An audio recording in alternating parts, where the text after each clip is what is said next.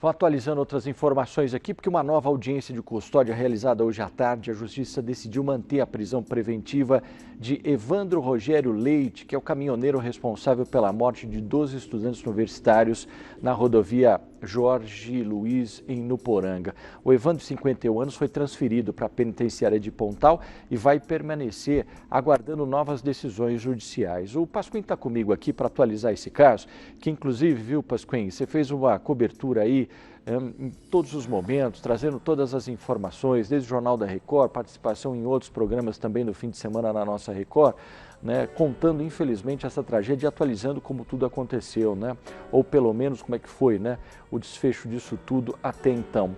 E o Pasquim está aqui, vamos entender, é uma segunda audiência que vai ser marcada, é isso? Conta pra gente. Conto sim, Pagliani. Boa noite para todo mundo que acompanha o Cidade Alerta. Pois é, uma grande tragédia, como a gente mostrou, né, desde sexta-feira aqui no Cidade Alerta, em outros telejornais. Agora, respondendo à sua pergunta, o que aconteceu? Na sexta-feira, o Evandro, o motorista do caminhão, ele não pôde participar da audiência de custódia porque ele estava internado, né? Estava lá na Santa Casa de Franca, passou por exames médicos. E o que aconteceu? Na sexta-feira, né, à noite, o Evandro teve alta. Mas aí, como mandam as regras, né, o juiz fez a audiência mesmo sem a presença do motorista do caminhão. Participaram dessa audiência, claro que além do juiz, o promotor e também o advogado de defesa do Evandro. Só que a lei manda que a pessoa, né, envolvida aí no acidente, no caso o motorista do caminhão, que ela participe então da audiência.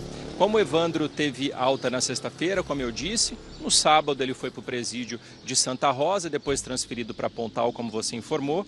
Aí hoje foi realizada uma nova audiência e com a participação do Evandro. Bom, o promotor de justiça de Nuporanga, o Dr. Gustavo Ferronato, solicitou a prisão preventiva do motorista, mesmo ele sendo primário e sem provas de que ele estava bebendo antes do acidente. Ele até passou, né, pelo teste do bafômetro e o resultado foi negativo. A gente falou sobre isso também. A justificativa é de que a conduta de Evandro mostrou indícios de dolo eventual, ou seja, quando a pessoa assume o risco de um acidente, né, que um acidente aconteça. No caso do Evandro, isso se deve ao uso de medicamentos estimulantes e uma jornada de trabalho longa e sem descanso, o que acaba sendo, infelizmente, muito comum entre motoristas de caminhão. Se for considerado dolo eventual, Pagliani, o caso será encaminhado para o tribunal de júri. A fuga do motorista, né, após o acidente, também pesou na decisão do Ministério Público para pedir a prisão preventiva dele. Ele fugiu, né, logo depois do acidente e foi ali capturado pelos policiais militares num canavial. O advogado de Evandro foi procurado, só que ele não atendeu às nossas ligações, nem respondeu às nossas mensagens para poder falar aí sobre essa decisão e mantê-lo preso. Também hoje, Pagliani, a Polícia Civil começou a ouvir as testemunhas, né, deste trágico acidente. Hoje, 3 estudantes que sobreviveram ao acidente prestaram depoimentos na sede da Polícia Seccional de São Joaquim da Barra. Segundo o delegado José Bernardino, as testemunhas disseram que não perceberam o momento do acidente, pois foi tudo muito rápido.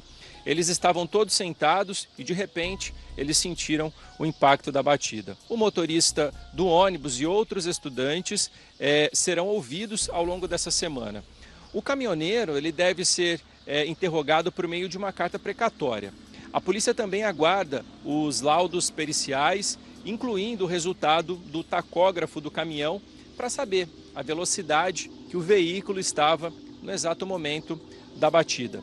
Agora, esse final de semana, né, Pagliani, como você disse, eu estive em São Joaquim da Barra para poder mostrar aquele momento de despedida do velório desses estudantes e foi uma situação muito difícil. A cidade inteira de São Joaquim da Barra está em luto.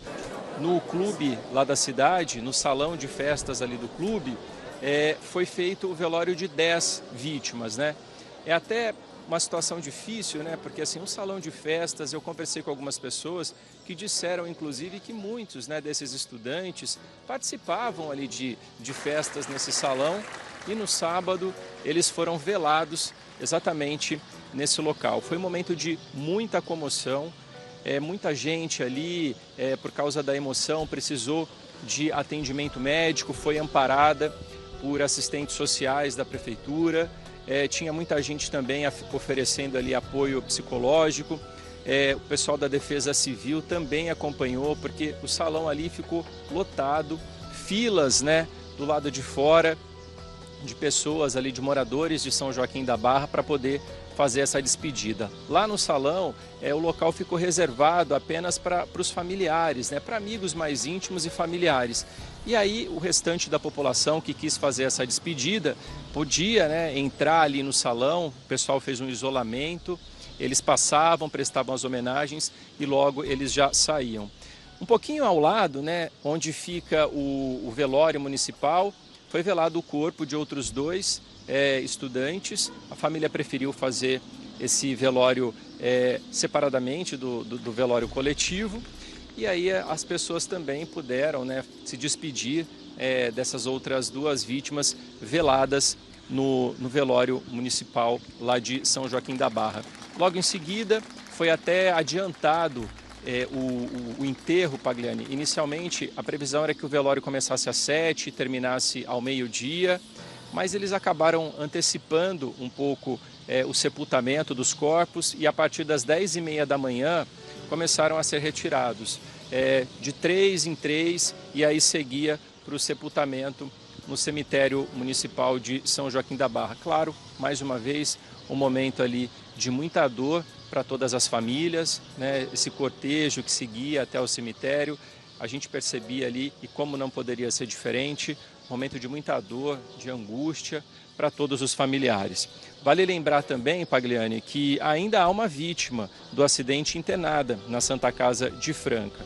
É a Priscila Teixeira Lombardi, de 20 anos, ela sofreu um trauma no crânio, só que a gente tem uma boa notícia aí com relação à Priscila. Ela estava na UTI, só que hoje ela já apresentou melhoras, o quadro de saúde dela está bem melhor e ela foi encaminhada para a enfermaria. Ela cursa o 3º ano de odontologia na Universidade de Franca.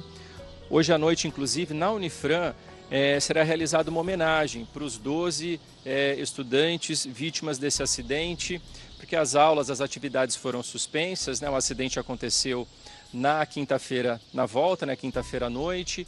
Na sexta-feira não teve aula, todas as atividades ficaram suspensas no final de semana. Então a gente imagina que hoje vai ser um momento muito difícil, né? Mais uma vez um momento de muita dor para todos os colegas que vão voltar para as aulas hoje, sem os amigos que estavam acostumados ali estar presentes nos últimos dias.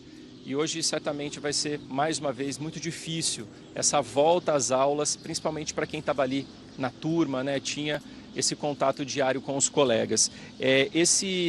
Essa cerimônia, Pagliani, vai acontecer a partir das 8 horas da noite, em frente ao Bloco Azul da Unifran, Pagliani. Pois é, muito triste essa retomada, né? E aí você vai contando, Pasquinha, eu estou vendo essas imagens aí, que comoção na cidade, coisa triste. Aí você entende por que a justiça condenou esse homem já, né, uma prisão preventiva, colocou ele como uma prisão preventiva. Você vê o que é. Um acidente normalmente é aquele homicídio culposo, quando você não tem intenção. Mas no caso dele não, no caso desse motorista, olha a consequência que ele trouxe. Possivelmente é o que a justiça entende, ele pode estar sob efeito do tal do rebite, que faz os motoristas de caminhões ficarem acordados, com longas jornadas, né? Já fazendo zigue-zague, conforme relatado já com autoridades aí que disseram, o próprio delegado seccional falou daquela região de São Joaquim da Barra, e por aí vai. É a irresponsabilidade de você dirigir um veículo, olha o que você pode proporcionar. Muito triste o que aconteceu em São Joaquim da Barra. Para vocês terem uma ideia, nem carnaval vai ter lá, e eu acho que o prefeito fez certo em homenagem, em respeito, né, às famílias aí. Né? Acho que é o mínimo que devem fazer. Meu Deus do céu. E a faculdade, a universidade, certamente deve homenagear essas pessoas, esses estudantes, viu? De alguma maneira, isso não deve ter esquecido jamais, porque são os guerreiros que, infelizmente, não estão mais entre a gente, né?